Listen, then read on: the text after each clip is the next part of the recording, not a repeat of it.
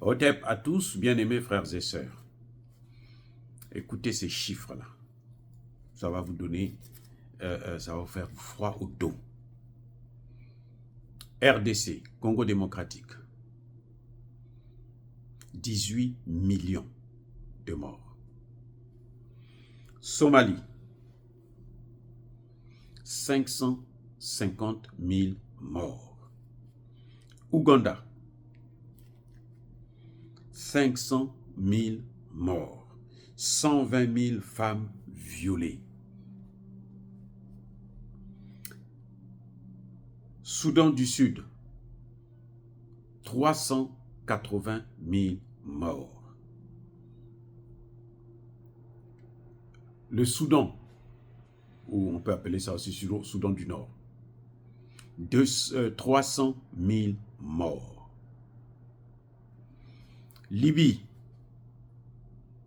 250 000 morts. Biafra, 200 000 morts. Éthiopie, 100 000 morts. Les amis, vous voyez combien ça fait là?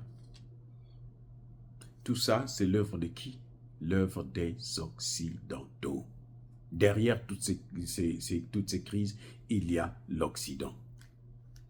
Les États-Unis, la France,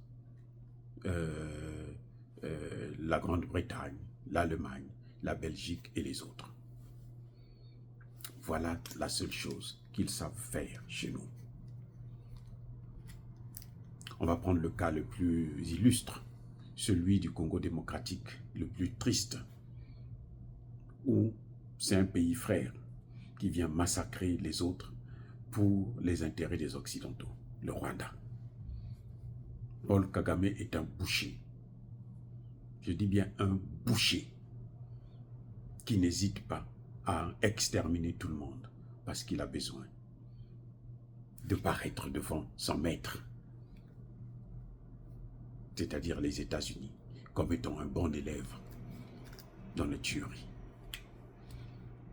L'Érythrée et l'Éthiopie, là encore, c'est la volonté des Occidentaux de diviser l'Éthiopie. Le Soudan, ce sont les mêmes qui ont décidé de balkaniser le Soudan. Et ils ont réussi à le mettre en mini-morceaux, en coupe réglée. Le Soudan lui-même, le Soudan du Sud et comment on appelle ça, la troisième partie là, j'ai oublié le nom, je vais vous donner ça plus tard. Khartoum. Oui, donc on ne peut pas vivre avec ces gens. Ils vous donnent des leçons, mais pourtant, ce sont eux qui sont les déstabilisateurs, les spécialistes du chaos, maîtrisés par eux, bien sûr, parce que c'est quand il y a le chaos qu'eux, ils pillent les matières premières. Oui, s'il n'y a pas le chaos, ils ne peuvent pas piller les matières premières. Le Darfour, voilà, la troisième partie, c'est le Darfour.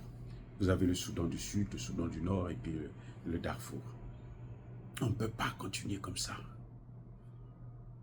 Ils veulent diviser le Congo démocratique. Ils ont failli diviser le Mali. Heureusement qu'Assimi Goïta s'est réveillé très tôt, avant eux, et puis il est venu arrêter le processus. C'est ce qu'ils allaient faire. Le Niger, il n'avait pas besoin de diviser parce qu'ils allaient chasser les Nigériens et puis faire du Niger une grande base occidentale. Tout un pays. Comme ils ont fait avec l'île de Chagos. Ils ont dévasté, massacré tout le monde et puis ils ont mis en place leur base militaire. La seule chose qu'ils savent faire en Afrique. Je dis bien la seule qu'ils savent faire en Afrique. Maintenant, c'est terminé. La récréation est finie. Or, dire cela, c'est inciter à la haine ou à la violence, non.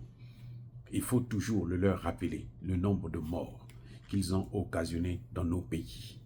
Combien de gens ils ont massacrés et comment ils ont balkanisé nos pays.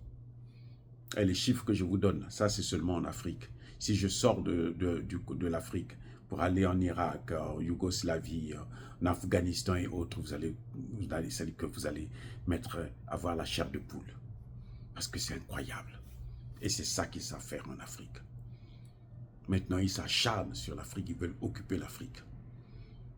Au nom de quoi les États-Unis vont dicter, vont demander à ce que le Niger puisse organiser des élections, les militaires puissent quitter le pouvoir pour laisser ça aux civils qu'ils ont l'habitude de manipuler, pour que les civils puissent encore prendre le pays et puis le détruire.